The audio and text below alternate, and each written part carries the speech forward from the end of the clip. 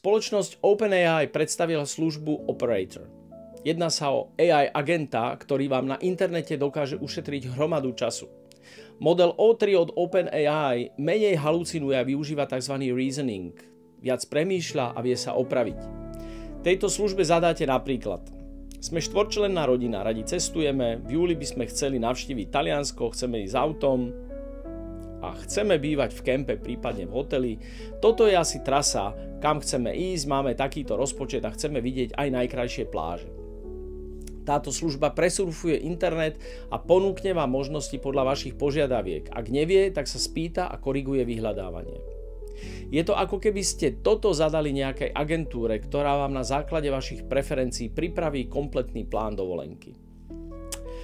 Toto je systém tzv. AI agentov, ktorí za vás vyhľadajú a ponúknú to, čo chcete na internete. Neurobi to zatiaľ veľmi dokonale, ale urobi to veľmi dobre. Vy môžete robiť počas toho úplne niečo iné a delegujete toto na nového člena vášho tímu. Vidíte všetko, čo sa na obrazovke deje. Môže to trvať 5 minút alebo hodinu podľa náročnosti zadania.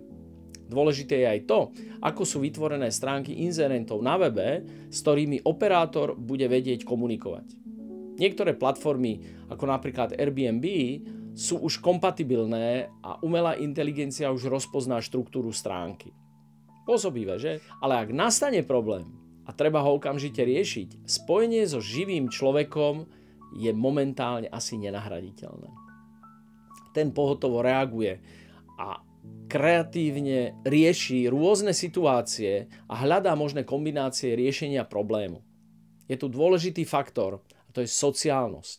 Čo by ste urobili, ak by ste boli v mojej koži? Ja ako klient chcem mať pocit, že ten na druhej strane vie pochopiť moju situáciu a rýchlo mi pomôže. Takže ak takáto služba umelej inteligencie nahradí napríklad cestovnú agentúru, bude musieť byť aj niekto, ako živá hotline linka s človekom, s ktorým sa poradíte o problémy okamžite, keď nastane.